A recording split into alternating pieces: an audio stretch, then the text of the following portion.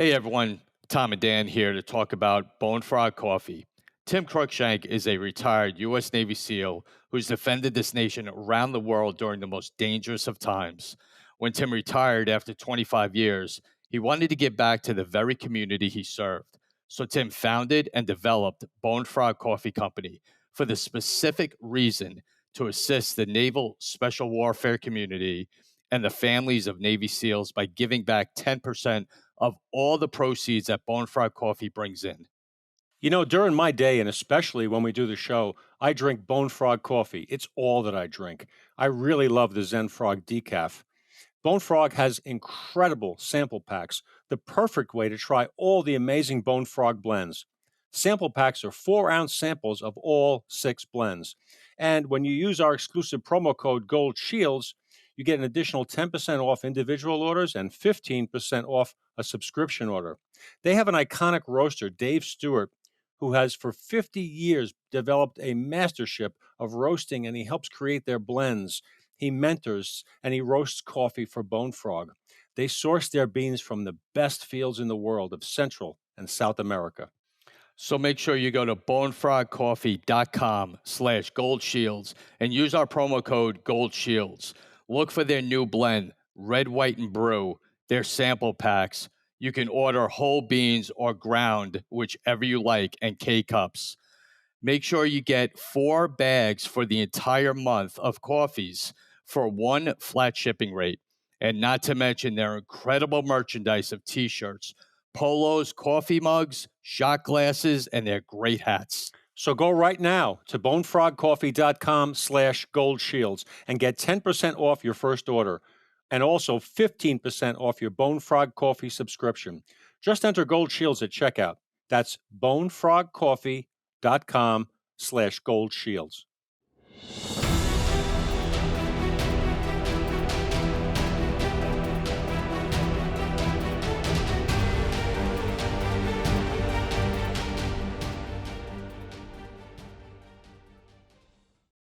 Hey, welcome back to Gold Shields. It's Dan Murphy and Tom Smith, my partner in crime, here every week bringing you the best stories, true crime and otherwise. And this morning we have someone we are so excited to bring to our audience because this is a very, very rare, exceptional individual and someone every American should be thanking for the things that they do.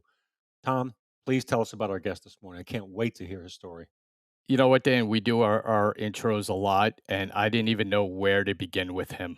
I honestly didn't. His 24-year career in the CIA is something of just legends, and what he's done all over the world before 9/11, post 9/11, during 9/11. I mean, it's just unreal. From his time in Cuba to join in the agency and his undercover operations throughout the world are going to be incredible to listen to. So we are so proud and honored to have Ric Prado on Gold Shields today. Rick, it is an absolute pleasure, sir, and thank you for joining us. It's my honor, guys. Thank you very much for having me.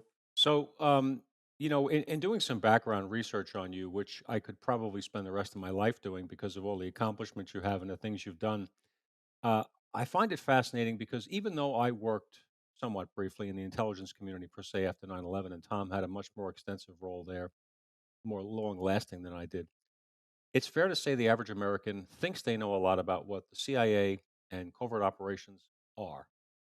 And I think it's fair to say we have no idea. We think we know, but we don't. But I will say this, and I have maintained this from the day I first stepped foot in the Joint Terrorism Task Force, that there are people around the world, 24 hours a day, 7 days a week, talented, committed, exceptional people doing the kind of work we would never dream of.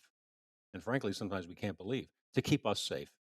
So thank you for doing that. But we want to hear some of what you can share. We understand a lot of your world is classified. There's a lot of things you can't talk about, but you have just written a book that I haven't got yet. I've ordered it, and I can't wait to read Black Ops. Uh, but Rick, how did your story start? Where does it begin? Because even your early years, gosh, amazing stuff. Well, thank you. First of all, to add to your point, the reason I wrote Black Ops was because of that ignorance. Because it's not only an ignorance, but it's a tainted ignorance. the agency and my colleagues, some who have given up their, the ultimate sacrifice, are always maligned in the media and especially in Hollywood. It's Jason Bourne, maniacal assassins, and American Made, and all this kind of crap. And that was the only reason I never wanted to write a book, to tell you the truth. That was the reason I ended up writing the book, because we lost colleagues, people that we sent in harm's way that didn't come back. And I figured their children deserved a lot better than watching what Daddy did on the war by watching Jason Bourne or something. So, but yeah, I don't think that I have had a dull day in my life. But I also believe that God has a plan for us and points us in one direction, gives us that path, and if we're willing to pay the price of admission, you're going to do well in that particular path. But He also forges your mettle as you come along, and I think mine started very early. I was a kid in Cuba during the revolution, the Castro takeover. I saw firefights in front of my house at the age of 7 and 8, and which includes people getting shot and machine guns going off in front of my face because I was stupid enough to go up to the door. And Happy kid, had a horse before I had a bicycle, had a BB gun that I would shoot everything with and all kinds of great stuff. And then all of a sudden, the communism comes in. And that was one of the most painful experiences, was how quickly that control kicked in and the indoctrination. You figure right off the bat, they would tell us in school that if our parents said anything bad about Castro or the revolution, we were to report them. So it was a drastic change from a free, happy kid to all this confusion, wearing a uniform, all this kind of stupid stuff. So my dad, very early on, they confiscated my dad's business. He had a small coffee roasting business. They confiscated my dad's business about 6 months later, and that's when my dad decided that we needed to get out of the country. Unfortunately, they could not get out, and so they sent me by myself through a program called Peter Pan from the Catholic Church. So at the age of 10, they put me on an airplane, and I ended up in an orphanage in Pueblo, Colorado.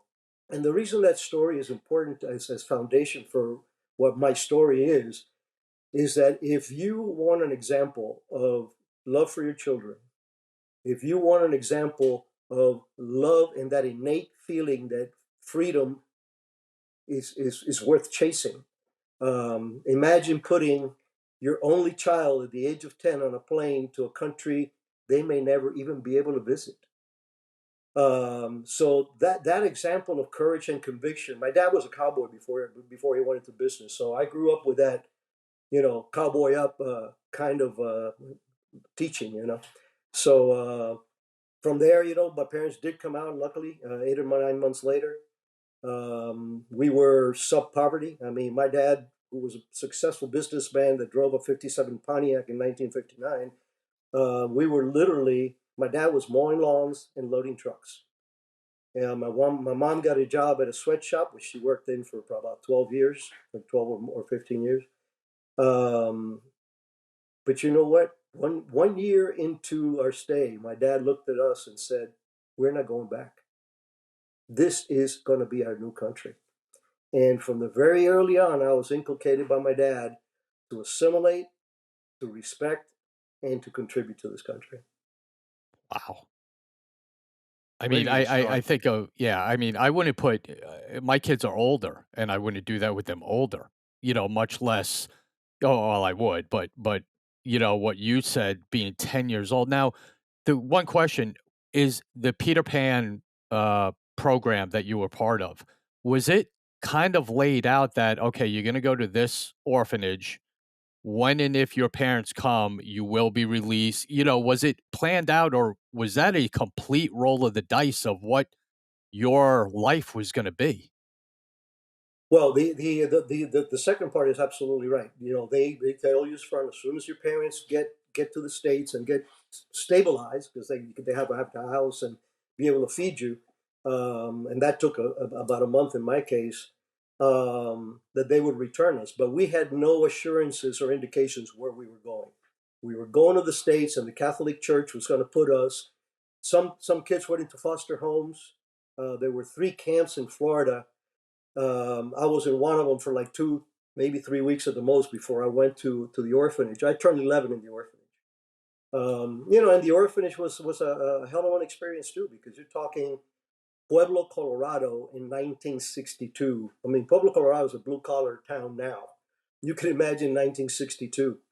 The only entertainment, which was fine by me, was the rodeo. I love horses, so um, but it was rough. I mean, you had 4 or so, different ethnic groups, a couple of different languages, and a lot of pissed off kids because nobody likes being an orphan.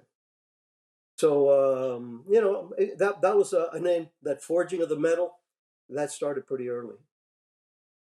So your parents make their way out, and thank God that they did. Um, you're reunited as a family. Your parents are taking jobs that are beneath their capabilities because, as a hungry immigrant, sometimes you just do that. Um, how did it come to be that you decided, at what point in your life, decide that public service, serving your country, was something that was embedded in you?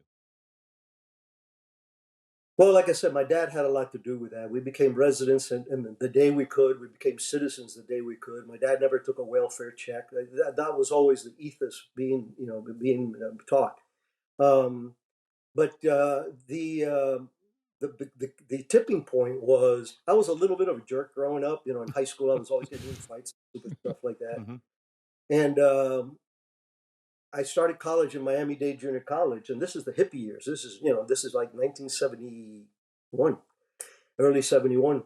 And the hippies put up a sign that tomorrow they were going to take down the American flag and burn it. Well, I didn't have any friends in the college because I had just started there. I was in my first semester. So I brought 3 of my homies from high school. And when the hippies tried to lower that flag, there was about 18 of them, 4 of us. It wasn't a fair fight for them. So after ripping a few T-shirts and beads, but here's the epic moment, the eureka moment. At the end of that, I looked up and I saw that American flag flying in a blue sky because it was in the spring, and I felt the realization that this is the first time that I am proud of doing violence. 6 months later, I joined a unique um, uh, team in the Air Force pararescue, Hmm. and that was the beginning of my service. As far as interest in what I ended up doing, I've always been an avid reader. Even as a kid, I used to love to read, and I read every James Bond novel. I read half a dozen of books about the OSS, Hmm. and for me, that was always in the back of my mind. So I think the combination of fate and that attraction to this and the upbringing um, just continue. I did 2 years active duty. I did a total of 8 years with the reserves. Um, After in '74, I joined the Miami Metro Dade Fire Department as a paramedic. Pararescuemen, as you probably know, are EMT2s that Hmm. are skydiving qualified, scuba qualified, shooting, all that kind of stuff. So it was an easy integration for me. So I rode rescue in Metro for 6 years. But during that time, although I do have some great experiences and some really rough experiences, because this is Miami in the late '70s, okay, the Oh mid yeah. mid to late '70s, yeah.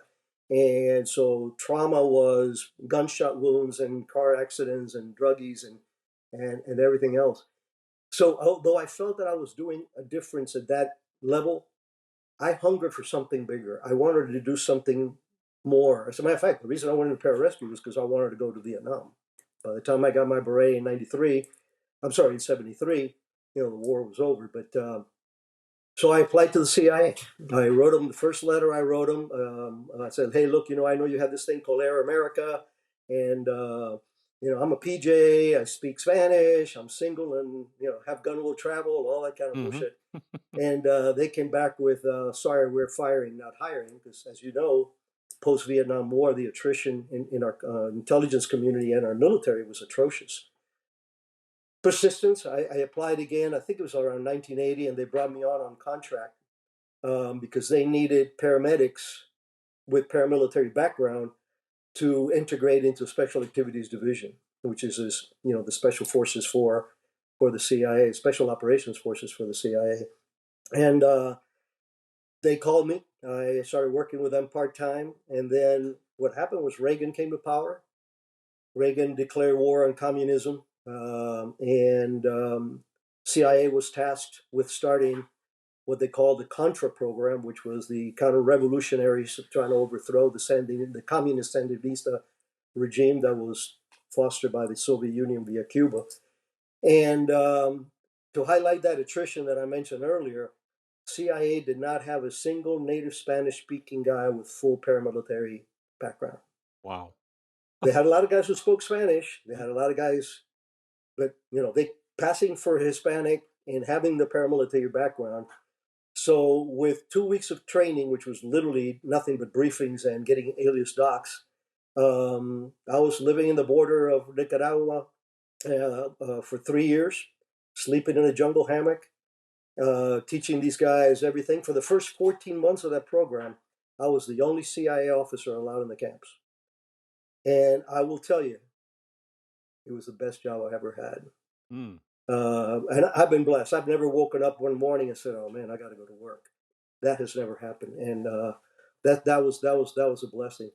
But that was my entree into the agency, and I did a good enough job that they decided to professionalize me and send me to spy school, and as they say, the rest is my history. You know, Speechless sometimes, right? yeah. Hmm. So during that time, I mean, while you were down there, were you in that world down there when the whole Iran Contra debacle happened? Were you down there during that time or being briefed on all that was going on during that time frame? Well, yes and no. I was not in the camps. I left. I left the camps in the north in early '84. I went to spy school, and then they sent me to Costa Rica to run the southern front. The Contra program had the Mosquito Indians on the east coast. They have the Spaniards, as the Mosquito called them, on the west coast, and then in the south, where primarily the dissolution Sandinistas that had broken away from the Sandinistas and followed Eden Pastora to open up the southern front. So I was sent down there to work with the southern front, and I was the only paramilitary guy interacting. Big difference was, in Nicaragua, I was carrying an AR, a Browning high power, 2 grenades, and a uniform. Here I'm in coat and tie working out of an embassy. And in Honduras, where the Hondurans were bending over backwards to help us with everything, in Costa Rica, the Costa Ricans were actually trying to catch us and compromise the Contras because they were afraid of the Sandinistas. But I was in charge there of the paramilitary side when Hasselfuss went down, which was the catalyst for what became the Iran Contra program. Now, I was a GS. I got my GS 13 at the end of Costa Rica, so I was low feeding. So I had no idea of any of this stuff. I dealt with my guys. I wrote everything up, sent it up to headquarters, including the airdrops and all this other stuff. But I had no inkling that this was a separate effort or anything like that. But when Hasselfuss' plane was shot down, he was a kicker. He had a parachute, so he's the only guy that was able to bail out. The other two were killed by a Sandinista rocket. And this guy was a former Marine, which embarrasses the Marines. He was a troubled child anyway. We had an SOP. If you went down, any aircraft went down, you would start marching immediately towards the nearest border because we had troops all over. So this was pretty close into my territory. When I got the phone call from the command that we had a plane down, a resupply plane down, I told my guys, I said, I want every single Contra we have in the South to start marching to that location. And they did. Within an hour, they were all trumping up. He pitched his hammock with his parachute and was there sitting there when the Sandinistas came. He had a pocket full of litter, telephone numbers, full names of people that were helping in the program as he probably know in the military, when you go on patrol, is this shake, shake, rattle. You check, make sure you don't have anything on you that you shouldn't. Um, he violated all those principles. And of course, shortly thereafter, chief of station in Costa Rica, which is Jose Fernandez. Jose Fernandez was pulled out, and it was front page in the Costa Rican newspaper. The fact that he had been wrapped up in the Ollie North, and then became Iran Contra thing. Wow, a very complex piece of our American history. And but the one silver lining on this, and I always like to point this out, is that was the first successful black operation that the CIA made post Vietnam, because we did topple the Sandinistas. We forced them. They were getting their asses kicked so badly that they agreed to sit down and they agreed to free election, and they lost. So I consider that a nice star on the wall for us. You know, the history of the United States, and going back to the Wild Bill Donovan days, even is, and you know who I'm talking about, one of the founders, a legendary man in the world of CIA OSS. We can look at the affiliations the United States government has, who our friends are at any given moment, and in a turn of a dime, they cannot become our friends again. The friend of enemy of my enemy is my friend. All this sort of stuff works on a global geopolitical scale as well. And so you're down there doing the right thing in your context, and I think it's easy to see how siloed, so to speak, missions and operations can be. You don't know the full picture of what's going on. You know your mission, you do your mission, and and you never know where 2 years from now the political friendships will lie. So it must be frustrating at times to see that, because you never, you're friends at the moment with this country or this power to be or this group of tribal leaders, whoever it is, right? Or this administration. Exactly. Right. Exactly. Right. A new administration comes in. I can imagine being in the CIA, how a new administration coming in could mean a lot of shakeups, right? You have senior executives that are being parachuted in who are friends of the administration, who have a different set of priorities, a different Secretary of State, all that stuff. And you have to deal with all of that. So you've got to be flexible. That's got to be tough. It's very tough. It's also demoralizing. And I will tell you what, I bang this drum every time I can. Agencies like the CIA need to be led by CIA personnel. Um, we have plenty of smart people. Jose Rodriguez, who was the DDO, is a personal friend of mine. He could have been DCI and do it with his eyes closed. But when you bring a political appointee, because that's what it really is, like an ambassadorship, you're bringing in a political. There's two big problems with that. First of all, that individual has no idea what your mission is, what you go through to carry out that mission. Yes, he gets briefings about the situation and the capabilities and all this blah blah blah. To him, because he's just reading it, it's a very sterile. There's no emotions behind it. If you have never sat in a car with a terrorist like I have, how do you empathize with what I do for a living and the stresses that I put on my family? You can't. The second part of the coin is that that individual doesn't enjoy the confidence and the support of the masses because you're not one of us. And the perfect example, you could be the a fighter wing leader with 2 stars on you and 14 kills, but if they take you and put you in charge of the 82nd Airborne, you're going to do well. So you bring people that are extremely bright, but their political and their allegiance is not to us. Their allegiance is to whoever put them in that position. Yep. I think you just summed up a lot of three-letter agency problems these days. You just in one brief moment, you just summed it all up. I said when politics there's two avenues. We refer to this on our show. There's two places in our world that politics should never ever be involved in. That's law enforcement and the military. Two big places they should just stay away from and let the people who've done it for their careers do it. And I mean, such a poignant point to have people who have done it leading men and women that are doing it now. It makes all the difference in the world with respect, with knowing your skill, with knowing your team skills. I mean, it's all part of it, and that has never, as far as I'm Yeah, concerned, I'll that give you a perfect view or example that for this, option has something that I think never will resonate with failed. just about It's everybody. always been good when you have people who've done it and are leading people in that way, it works, but then they just get away from doing it. Right. Well, and you have the leadership again because of the politics. When I opened the Bin Laden Task Force in 1996 with Mike Short. So we actually, I'm a plank owner of that very same unit that 20 years later, whatever it was able to geolocate him and facilitate for the SEALs to shoot him in the face. Um, but I will tell you that we had guys on the ground like Billy Waugh, the legendary Green Beret guy, and subsequently to him, we knew when he was in Khartoum, we knew what Bin Laden was doing. We knew what car he drove. He was in the white because he was an Indian. It was his territory. He was donating millions and millions of dollars to the regime there, and we kept putting up proposals time and time again for neutralizing Bin Laden. By neutralizing, I don't mean just killing, although I would have had no problem with that, but even just duct taping him and taking him out, bringing him to justice.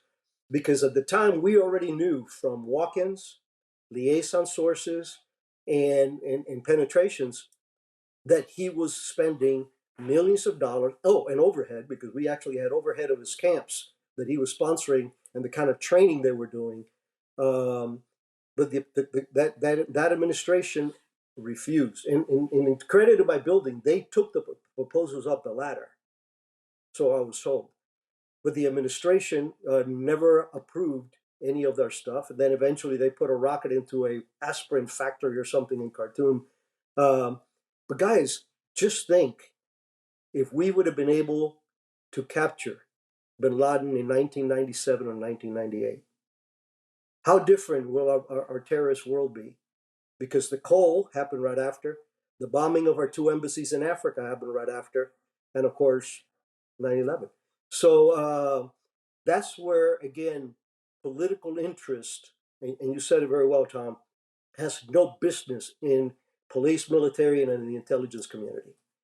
That is where you should let, cry havoc and let loose the dogs of war, let slip the dogs of war who know what the hell they're doing. Right. It's interesting to hear that from you, from your perspective, being on the ground and being that closely aligned with the intelligence and helping to develop it about Bin Laden at that time in the late '90s, when it was no secret to the CIA what a danger he was, what a gathering storm he and his forces were. Now, there's a great book by Lieutenant Colonel Robert Buzz Patterson, who was the football carrier for the Air Force for President Clinton. Let's call him who he was, President Clinton. And his book is called Dereliction of Duty, and it really does address the things that he saw. And as anyone who knows anything about the president, it's no secret anymore. There is someone from the military who is designated to carry, quote unquote, the football, which is the nuclear codes in the event all hell breaks loose. They have to be within striking distance of the president virtually at all times. So he was one of the persons doing this with Clinton, and he told his story. And one of the stories he tells is about two failed opportunities to get Bin Laden when the military was all staged, intelligence forces staged, sources staged, everything was ready to go. And Bill Clinton was playing golf with Vernon Jordan and didn't want to be bothered. There was other times, at least one other time, he talks about when we had him in our sights, we were ready to press go, and Clinton could not have been bothered. He just didn't want to hear it. He was too busy doing something else. This is the kind of stuff that everyone who was involved in 9/11, everyone who died in the embassy bombings, at the Cole, all of it, we have a right to be pissed off because our government didn't fail us. The leader of our government failed us. The CIA didn't fail us. The FBI, with all that, everybody else involved, the military in those operations didn't fail us. You did your job. Our leader failed us. That's disgraceful. Yeah, depending on the administration, we often are doing things in spite of the handicap that they put us in. Uh, but as professionals, this is as police officers are even less popular than CIA guys. Um, it's a reality. It's a reality. So you have this pendulum, that swings. I happened to be with both pendulums because the first pendulum that swung up for the agency was the Contra program. That put us back on the map. They started hiring, they started building up again, and the fact that he was successful. And then post 9/11, that injection of testosterone, backbone, and all this other stuff in the politics, they let us loose for quite a while. So, but even that, after a while, the backbone melted. Yep. So just to go back to the Bin Laden group, you're and I saw the interview. I have his name actually written in my notes. I saw the CBS interview with you and Billy Wall, and he's unbelievable. He's so good. And listening to the two of you was a great, great. I've actually watched it 2 or 3 times because it's such a great interview with the two of you, especially when you're together. Uh, but what I wanted to ask you is, you have all this intel on Bin Laden. That's your world right now. Where were you on 9/11? And the second everything starts on 9/11, did you just immediately know this is him? You just right away, your antennas that chill up your back and you're being pissed off for the next X amount of years starts right then. Yeah, pretty much that's accurate. I had just come back from being the chief of station in a radical Muslim country in East Africa, so I was definitely in meat eater mood. When I came back to CTC, they made me chief of operations for the counterterrorist center in May of 2001. So shortly thereafter, and with my background with Bin Laden having been a plank owner of the team, um, yeah, that's who came to mind to most of us. I could tell you where I was standing. I could tell you what I was doing. As you know, it was a life changing event for all of us. And Yeah, we knew that it was him pretty quickly. But there's an adjunct here with the issues that we're having with the potential of terrorism in this country. On 9/12, my counterpart from the FBI, a very good friend of mine to this day, came over to talk to me and Cofer Black. Cofer Black was our director of the counterterrorist center at the time, and he says, "Well, who did it?" And I said, "Well, we're like 98% sure that it's Bin Laden, but we don't deal with those. We're really looking for more details because Hezbollah was always on our mind. Hezbollah had killed more Americans than any other terrorist group until then." And he looked at me and said, "Thank God." And I go, "Mike, what are you talking about?" He goes, "Rick, if it had been Hezbollah and we would go after Iran, they would bleed us in this country." And he wanted to explain the level of cells, sleeper cells, that they have in the United States. This was 2001, before our borders were the disaster that they're now. Imagine what their capabilities and others, you know, Hamas, Hezbollah, you name it. We have no lack of enemies. The kind of capabilities that are dormant in this country, and that's scary. And we have Hezbollah acting up now, coming out of Lebanon Oh and yeah, Syria, right? Israel is really up against the wall at this moment, aren't they? yeah.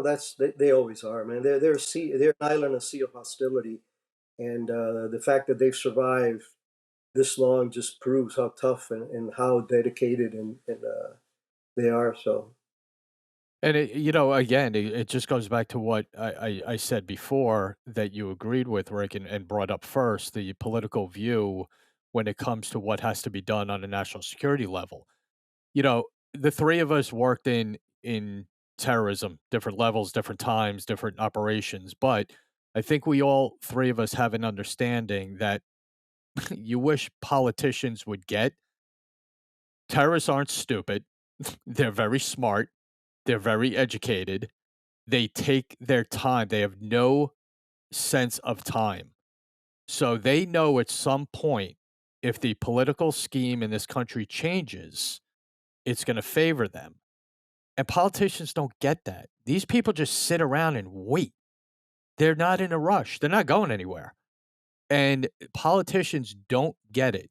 You look back on 9/11, the visa program was a simple fraud to get into this country. So what the hijackers do, they took advantage of that. So they wait, you open the borders, they take advantage of that. It's not rocket science. It's not, you're not splitting atoms. It's pretty, easy when you break it down like that, what bad guys do and what they look for, and they just don't get it. It's not rocket science, but it's not stupidity either. And I used to teach a course in CTC, helping people understand. And one of the things that I would mention is that the biggest misconception is that they're all camel jockeys. Well, I tell you what, there weren't camel jockeys who flew those planes very accurately into our buildings. And it definitely was not a checkers player who put the whole thing together. So we tend to underestimate our enemy just because of the rudimentary capabilities in any particular place. But you touched on something that is the biggest Achilles heel that this country has. And well, one of the biggest Achilles heels that this country has. And it is the fact that we have 3-year plans. Because by the fourth year, the incumbent president has to drop everything and he or she has to start focusing on the next campaign. The Russians have 50-year plans. The Chinese have 100-year plans. The radical Muslims have 1,000-year plans. And their administrations don't change. They don't have congressional oversight. Don't get me wrong. I'm a firm believer in the Constitution and the balance of power and all that. But it is very hard for us when you have a president. We've had Reagan. We had George Bush, at least in his very first administration, he was tremendous. And subsequently, I think Trump, as far as as far as world and everything else, did a very good job of putting us first and all that kind of stuff. Um, but it just knocks you right back to zero when all of a sudden now you have either an election that puts a slowdown on everything else, or a shift in the direction, and you start from scratch. And that we are the ones who pay for that. We, the American people. Great points, great insight. They attack us from multiple fronts too. They look at the weaknesses not just in the border and entry, but in the fabric of our society and our political. How do we rip America apart internally? And one of the ways they do it is they try to throw terms around like Islamophobe, and they label you an Islamophobe if you dare to call out the fact that the hijackers were all Muslim. No, don't you can't say that. You're afraid of you're an Islamophobe. You hate Muslims. When in reality, Americans don't hate any specific group. We welcome everybody, but we just want good people. It may be too much to ask that you not be trying to kill us. And they do it that way, and there's so many forces to bear, I think, and I'm not really a conspiracy theorist person, but I think it's becoming pretty obvious that there's a lot of foreign money floating into the coffers of the political parties in this country that are dictating the policies in our country that are allowing our own, if not forcing our own destruction, ripping apart our Constitution, ripping apart the fabric of family life. I mean, you want to destroy America, break down the family. It's been broken down. I hate to get too, big picture with all this, but there's a lot going on. You want to destroy But America, you can't storm our beaches. you can't, and you can't. And it is amazing to me because it is the kind of thing that intelligence services do to the opposition in other countries. We try to undermine, the credibility of a military junta or whatever the hell it is, and it Hanoi Jane, during the Vietnam days. I mean, they are masterful at manipulating the media, which we're not allowed to do. They don't have this another restriction they don't have. But absolutely, anybody who thinks that this is happening in a vacuum, this segregation in the country, this breaking between and these racial tensions and social tensions and religious tensions that keep cropping up here. Um, this is not just there is some self-inflicted wounds, but for the most part I would say that there's huge foreign power coming into the corruption of our politicians, the corruption of people on the ground. I remember I have a very good friend of mine who was an undercover cop in New York, and when the riots were going on, he was an undercover cop for guns and for ammo. I mean, and for drugs, and they busted this guy in a pickup truck that was full of had money and different kind of drugs. And what he was doing was people would come to him, he would give them half the money and half the drugs, and then they would go and start a riot over here, burn the store, whatever it was, and then come back for more. And I have a photograph, obviously, that I can't share, but of him sitting there at the table with all the stuff that they captured, including some guns and stuff. And I can't say that it was an eye opener, but when you see reality that close to your face, that's pretty scary. That they actually have people that have that kind of money to be able to influence those masses that are vulnerable to that kind of influence. Yeah. I think a lot Amazing. of it works through the colleges and universities. Professors are, I mean, indoctrination, the same kind of stuff that took over Nazi Germany, communist China, um, Cuba. Cuba. There's so many dictators through time that we can talk about who came in, but when communism comes in, it comes in sweeping. It doesn't just come in militarily, take over and put a new flag up. It comes in sweeping, and it comes in by getting people to the point where they think they want it, or they're afraid to say they don't, right? Now, that's very scary, being told in school to report your parents. But if you think back what happened not long ago in this country during the COVID situation, we had political leaders suggesting the same thing. Report your neighbors if they're out not wearing a mask. This is really scary stuff for America. We have a constitution still. We have freedoms. Until they're taken away formally, we still have them, but they eat away at the fabric of them. I mean, this is the kind of stuff you've seen all over the world, haven't you? Yeah, it is. I mean, it's human nature. It's always imperfect. But this is still the best country in the world. We need to build walls to keep unregistered foreigners coming in here. That wall is not put on there to keep Americans from going to Canada or going into other countries. And everybody wants to come to America. Um, I think that one of the political things that bothers me the most is the naivete that we have as in our leaders, that they want to be popular in the world. Nobody is ever going to love the United States. Yeah, the Brits like us. Austrians are good. Even the Poles are pretty decent counterparts. But at the end of the day, we need to strive for respect because nobody's going to like us. Because even though the masses are dying to come into this country, sometimes literally, um, there is that critical aspect of it, and you see it from people that are living in this country that are actually trying to do away with the very thing that they ran away from and now are experiencing. Dan and I, on other show when we get asked to go on other shows, which we've had the privilege of doing, we always get asked this, and I just thought of this to ask you, with the understanding there's a lot of things that you can't talk about. Do you have 1 or 2 operations that you've been involved in that are like your, "Damn, that was good. Yeah, we nailed that."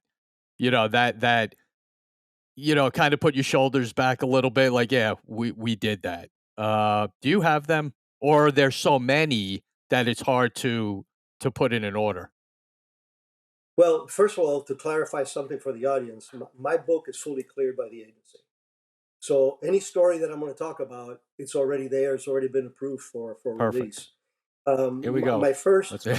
yeah, my first adventure is, well, we got into a pretty good firefight when I was in one of the camps. This is maybe 2 months into the thing. We got lit up, and subsequently, fast forward maybe 6 or 8 months, I came up with the idea of training some mosquito divers. They were lobster divers into making them a special underwater team. I'm a diver, military diver, and civilian diver from before, and so I got these. There were 8 to start, 4 made selection, and I drilled them for like 3 weeks or more on how to put a bomb under a pier. We went after Puerto Cabezas Pier in Nicaragua, on the northeastern part. I'm sorry, yeah, northeastern part of Nicaragua. And the reason that was important was that was the belly button for all military material coming from Soviet Union via Cuba. So we literally, I took these 4 guys and we went out there in a Honduran PT boat in the middle of the night. Got in the water, put the timer on. My guys swam it in, put the charge, 80-pound charge um, of C4, 80 pounds of C4. And I will tell you, 2 days later, when we got the overhead, first time I ever saw a satellite overhead of anything, watching that hole in the middle of the bridge was a huge a boost for us. And it was a big boost for the Contras, and it was a big left hook for the Sandinistas, because now they realize, hey, we're not just fighting a bunch of ragtag rebels. There's some planning to do here. Uh, the second one, which was if I had not been a pararescueman, I would have not been able to do that. And I always highlight the fact that I would have never got into the agency if I'd been anything other than a PJ or maybe an 18 Delta, because I started as a medic, a paramilitary medic is how I got my toe in the door. But the second one was these same divers were sent to do the same thing on the East Coast, to the port of Corinto. Corinto had a bridge, and we were going to topple one half, the one side of it, so it would crawl in. And that bridge is what linked the port with the mainland. And this was the economic belly button for Nicaragua. This is where all the trade and goods and all that stuff came in and out. And my guys ran into. They had these fantastic fast boats, but they were very unreliable, and both boats broke down. So now I have 8 of my guys, one in the mangroves in Nicaragua. The others are started making it out, and the boat conked out right in the middle of the Gulf of Fonseca in Sandinista waters. So I went to the base chief, who's to this day is a dear friend of mine. I said, hey, Leon, you know I'm not leaving my guys behind. I said, so I figure that. What's your plan? So what I came up with was it's called a stable rig. A stable rig is when you hang these ropes. There's actual harnesses for this, but we had to do it with regular ropes. Hang these ropes with carabiners hooked up to the helicopter, a makeshift seat, and the idea was to hover over the boat and pick up my guys. But in order to do I had to get in the water and I had to go see my guys. So I did what they call a low and slow. Now they call them helocasts. And, the helocast is usually 15 feet, 20 feet. Well, the pilots that I had were not water pilots. They did not want to get close to that water. So my helocast was like twice the authorized length. And I jumped with 4 things. I jumped with 5 gallons of fuel in case they were running low or it was contaminated, water, some tools, including spark plugs, which ended up being the foul spark plugs was the issue, and 2 pounds of C4, because if we could not restart the boat, which we luckily did, I would have blown that boat in the water, because that boat could do 50 miles an hour and had mounts for machine guns. I wasn't about to leave that to the Sandinistas, not to mention the compromise of a foreign vessel, no matter how black they buy it, 2 and 2 is 4. So we went back, brought that half of the guys back, and the next evening we had retrofitted the same boat. We went back out to get the other boat. And now the Sandinistas were waiting for us because they saw helicopters in the area, earlier in the day. All the signals intercepts that they're being provided by the Cubans and the Russians and everything else. They knew something was going on, that something had been going on. So now here we are trying to geolocate our guys. We have a covert aircraft that is helping us triangulate the communications we're having with a second boat. And all of a sudden, the Sandinistas, there was, at least half a dozen ships out there, start popping these huge flares, trying to see if they could make us. Well, luckily, we were in a 24-foot open fisherman. That's all these things, so it's a very low profile. So they couldn't see us. And of course, we're now dead in the water. All lights are off. And then they started doing recon by fire. Recon by fire is where you fire into a particular area and you stop and see who shoots back. And then you go, there they are. Well, I had an AR-15 and a Browning high power, so there was no way I was going to be shooting at Sandinistas on PT boats. But anyway, we were able to geolocate our guys, and the next morning we went in force with these boats called Piranhas. It was about 8 of them, and they're armed to the teeth, and these guys are trained. They're locals. They're not Americans. and we went in and we got our boat out. But so those two are two that really jump out because they were exciting. I'm very proud of the impact of both, even though the second one was a mission was not successful. But the important part of any mission is bringing your people back, and I'm very, very, very proud of the fact that I was able to bring back all 8 of my guys with a lot of help, of course. Um, More in the tradecraft side, I think that one of the there's two actually. One was I was in a South American country that had a Maoist insurgency, but I'm not allowed to say the name of the country. And there, I recruited a terrorist from that Maoist organization who they were brutal. And the reason the way I was able to get this guy was working with a counterpart that knew that there was this cell that we were going after. There was one guy in that cell who was a pot smoker, and that is a no-no in these kind of terrorist things. I mean, you could sell the drugs, and they sold cocaine, to the Colombians for weapons in the mountains, but they could not participate in the drug use. So when we busted them, we pulled him aside, and I was introduced by my friend as this Costa Rican private sector security guy that wants to talk to you. So what I told him was real clear. I said, look, I don't give a shit about politics. I don't care about your country. I don't care about anything. I'm a businessman. My job is providing my clients in this country with information that can prevent us from getting hurt. That's all I care about. This guy was a mule. He carried the explosives to the area where the stupid guys were going to blow this thing up because these guys were thuggy. They would stand out. This guy was a college kid.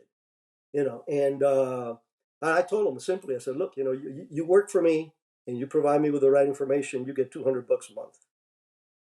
You lie to me once and you go back to Bubba, because he knew what was going on with his guys, being interrogated in the other cell next to him. He provided us with some great stuff, especially sitting down with him for hours and hours in back alleys, getting infrastructure of that terrorist group, plans and intentions, personnel. It was a gold mine. And so here you go from a shoot 'em up kind of scenario to one that you're by yourself. And I had, again, a Browning high power stuck in my belt. And that's all. I had no backup. This is before we professionalized our surveillance guys that we had. Now we have very robust counter surveillance capability with teeth. Um, but it was flying solo, and this is something that again most people do not understand. That's how we work. 90% of the work that we do is at night, and most of the time we are flying solo. So based on tradecraft is all you have. That and you have your wit, your training, your instincts, your guts. I mean, there's a lot of things that go into play, but human intelligence is so fascinating. It really does. It's very much like a detective interviewing somebody, interrogating somebody. You have to find the weak points. You have to find the vulnerabilities. You have to find their needs. What do they need? And if you can Exactly. tap into that and you can make that happen for them, or at least promise them or appear to make that happen for them, you can win hearts and minds. You got them by the cojones, you can win hearts and minds. And in this situation, you know, I can't imagine how many more situations you're in. Tom and I are both in this situation. What is this guy's Achilles heel? What do I have? What's my leverage over him? I can throw him to the wolves, or I can appear to be his savior. And that so often is the motivation for so many people to flip and cooperate with government entities around the world. It just is. And it's fascinating stories like that. People think they're never going to be in that position, but if you find yourself in that position and there's no way out, and you present a way out, right? Everybody wants a way out. Hope. We love hope, right? But in our business, in the actual Intel business, is even more complicated because we don't have them by the short hairs. These are people. In this case, this particular case, yeah, we had them by the short hairs. But most of our recruitments are looking for people, and it's part of the recruiting cycle. Of when you're spotting and assessing individuals to say, oh, this individual is like-minded. He's got the right stuff, or she has the right stuff. They have access to what we need, and they like underwater basket weaving. So guess what? I love underwater basket weaving, and you befriend them, and you go on from there, right? So it is one step removed from what I did with this particular guy, which it was very much like you said, LEO stuff. Busted him and go here and say, "Here's the deal, pal. You could either be over there or you could be out there." Yeah, And when you go, the source development in the agency was legendary. I mean, it was just, what needed to be done with the development of source with what you were doing and the operations that you were involved in, you needed to have that skill set to recruit people who could be in your corner. And that was always known, throughout everyone, when I was still working. So uh, certainly line up with that. You know what? You're such an example, and I have this written down. I just really want to say it before we start winding down. It drives me nuts, and I hate hearing on the news. When reporters ask people, uh, politicians or whatever questions, and you hear that line, "Well, people in the United States have the right to know." Bop bop bop bop. That drives me berserk because that's not true. There's things in this country, there's things that are going on militarily in the IC community that no, you don't need to know a damn thing. And why is that? That's because there's people like you in undercover operations around there that if you mention one thing about anything, puts you in danger and the operation that you're doing in danger. So that line, I hate hearing it, because they throw it out there like, well, we need to know, no, you don't. There's ugly stuff going on in this world that you don't need to know about. And there's an operational tempo and information out there that you're going to jeopardize people like you, who are out there if the wrong piece of information gets written, gets talked about, whatever. I mean, I'm even to the extreme that I hate seeing, a general or an admiral or whatever behind a podium telling people there's 2 aircraft carriers in the Mediterranean. No, why? Why are you telling people that? Why even put that out there? So you just popped to mind, your career and operations and how in deep you were puts that line, you at risk when that line gets thrown out there. And I just, again, that was kind of my public service announcement. I just wanted to say, And that's really, it's great to hear because it's really so true, Tom. But I think there is another side to that coin, to be fair for a second here, and that is that there are certain three-letter agencies and other members of government who have abused that in the past, who have come out and stonewalled in the name of national security. And I think we see a lot of that when they don't want to answer a question that they should answer. And that drives me crazy too. If it was used properly all the time, I think it would be respected more. But you're right. There are people who just push, push, push because it makes a story, right? They want a story. yeah, but Dan, and you're right. Again, any organization made of humans is going to have those issues. But I can only speak for my agency because that's where my expertise is. I've worked with the FBI, I've worked with DEA, but my expertise was with the agency. Is we have very, very strict and welcome congressional oversight. In all the stuff that I ever did, I never did anything that wasn't approved by my agency and that my agency had been approved post 9/11. Everything we did post 9/11 under the finding that President Bush signed was under our Title 50 authorities. That's what we were supposed to do. So we do have the oversight, but the need to in sources, and just to give you a glimpse, and this is not something that I did, but the 2 examples that I was involved with. Kanzi was the guy that shot a bunch of our people in front of the headquarters in DC, and Ismail Kanzi went back to Pakistan. It took us 2 years or more, I don't remember, of tracking this guy down, but we literally had case officers on the ground in dress, speaking Arabic, trying to recruit sources, and eventually we found him. And the sad thing is, and this was a mistake on the part of our then administration in the agency, that they allowed the FBI to get all the credit for it. They would not allow, and that was BS because it was our guy who went to the house and knocked on the door, and then the FBI guys, the take this guy and got him out because they're the ones that have arrest authorities. We don't. But all the sleuth hound work, all the street work for months and months and months of frustration, and we got Kanzi. And it's the same thing with Bin Laden. Bin Laden was geolocated not because of any technical means looking overhead. No, it was human. It was people on the ground building sources, surveilling, their couriers, and so on and so on, and bracketing. So our sources and methods need to be protected, and our relationship with our oversight has to be sacrosanct. Fascinating, fascinating. I think speaking for Tom, we could probably sit around with you for 3 days and just listen to your stories. You're just a fascinating guy. But I would recommend wholeheartedly, and I can't wait to get my copy. Everyone read your book, Black Ops, and we want to give you a chance to talk about that. You managed to download your career through the CIA funnel, of course. But please tell us about the book. Tell us about what's going on with it. Well, like I said at the beginning, I wrote the book because I wanted to give the next generation of my colleagues' kids something that portrayed our agency, and my colleagues in a realistic light. We have mistakes, we've had our Ames and our this, that, and the other, and Nicholson and all these other traitors, but for the most part, it's a very moral, very highly professional, very dedicated group of people. So that was the impetus for writing the book. And as you'll see when you get your copy, Tom probably saw it on his.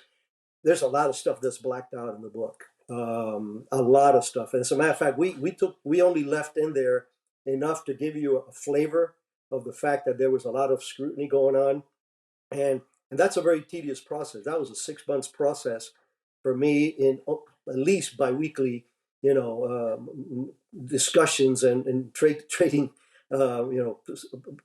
negotiations with the agency. So it was very painful. But the book kind of tells you, shows you, highlights you, not only through me, but through my bosses, through some of my colleagues, what we were able to do, and what we do day in and day out, and why it is arguably the most ungrateful mistress anybody could have. Because, even in the military, when I went to pararescue, man, I got that beret, and I was dating all the chicks in the BX because we were cool stuff, right? The agency, you could be a GS9 and your badge and the director's badge are identical. Same color, same thing, clipped on the same way. And so we don't have that recognition. Inside our walls is, and you alluded to this earlier, Tom, compartmentation. Need to know. So we have compartmentation inside, and we cannot share any of our things outside. I will tell you, my wife knows 80% more about me now that she read the book. All the hairy stuff in there, she had no idea. Wow. And I think she cuts me a little bit more slack now when I, Do you have any signings coming up? Any appearances coming up that you have planned? No, that at the beginning we did the Spy Museum, and but this means here is the main means of getting the word out about the book. I think that's one of the things that came out of Cove. That, for example, Barnes and Noble, they do not allow book signings anymore, because we tried to do a few of them when we had to go to private venues. So podcasts are the way to promote the book. When people want the book signed or something, they reach to me through my website. I'll give you that before we hang up, because that's got how to order from different vendors, the book and all this, and a little bit about the story about the book and some pretty good photographs. But this is the venue. This is probably 130th interview I've done in a year and a half. No, seriously. I mean, from Fox News live at least 3 times there, and documentaries that were done in Miami by Spanish television, America TV, and then just podcast after podcast. And the beauty of it is the diversity, because you guys ask questions that the others don't because of what your background and your expertise is. And I always find that refreshing. Thank you very much because it gets rote sometimes when they're asking the same questions over and over again. But when you deal with somebody that has knowledge of us but also has a different expertise, it really makes it clearer to dialogue. So thank you. Well, you are a fascinating individual, a person who I'm proud now to say I know, and I can't wait to meet you in person and break bread with you at some point in this life. But thank you so much for your career. Thank you so much for your experiences and for sharing what it's like to come as a young immigrant kid in poverty and just find a love for this country and use that love to be trained in so many ways to defend this thing we call America. And I want to thank you for that. And I can't wait to read the book. I wish you nothing but the best in everything you're doing, and I'm sure Tom feels the same. You know, we did it again. I mean, we keep finding these unbelievable guests, and you are, I mean, a different level, Rick. You're humble about your career, which is seen right in front of us, and it was an honor. I mean, literal honor to have you here. Absolutely. Because listen, people get jobs, you go into careers, that end up being half of your life. But you listen to your story and the reasons for doing it were a little different than others. You getting out of that situation in Cuba, being on your own, the flag burning story kind of set you what I want to do for this country. And that's an odd trait today. I wish to God it would happen more often, but unfortunately, we're getting a little away from that, and when we hear a story like yours, it kinda refreshes us, that maybe it's possible, maybe it's still out there, and you're a credit, man, to, agencies Dan and I have worked with, and we're always a pleasure to work with, and you're one of a kind, man. I really appreciate you being here, but, what I want you one last time, the book is Black Ops, and tell us your website and how they can get it. Well, the website is www.ric, R-I-C, no K, Prado.com. And that'll get you to the website. It has my story, the teasers about the book. It's got some good photographs. And then it has three links or four links in the bottom from different vendors that you could go and get your best deal, whatever it is. I will tell you, I appreciate the compliments, but the biggest compliments that you guys have given me is the word humble. And I'll tell you how easy that is for me. I walked in the shadow of giants all my life. My dad, I could never be the dad that my dad was.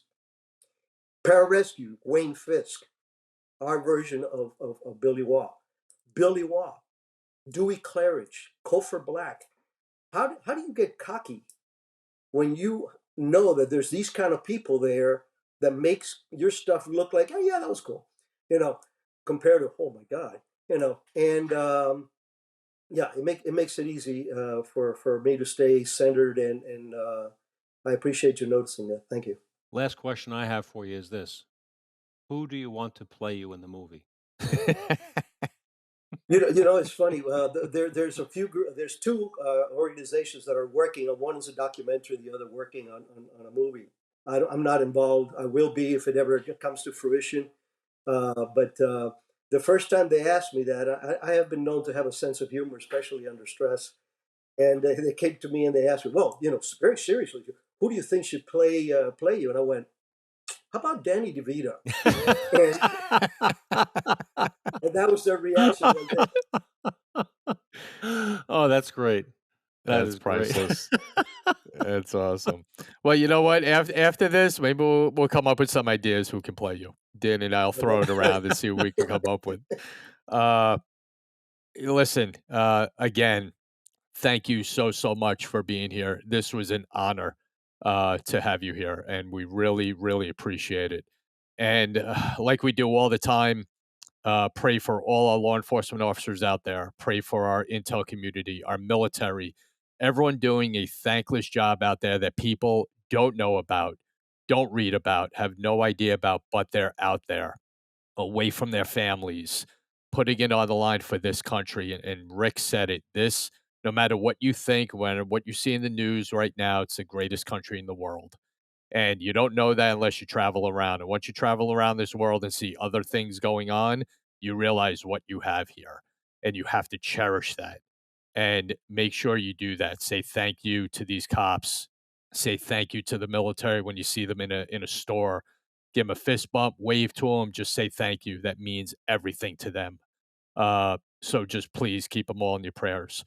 As always, during this time, our YouTube channel, youtube.com/@goldshields, rumble.com/goldshields. Watch this incredible interview in the coming days, as well as all our audio podcast platforms that we're on.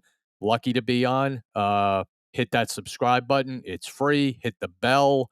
Get all the notifications for all the upcoming shows, and don't miss ones like this because we're kind of we're pushing ourselves to outdo each other, each show, and we keep having people like Ric Prado on. That's going to be hard to do, but we're going to give it a shot. Uh, and make sure our website, thegoldshieldshow.com. Again, for an outstanding guest, Ric Prado, thank you so much for your time. My partner, Dan Murphy. This is Tom Smith telling everyone out there, please stay safe, take care of one another, and we'll see you all soon.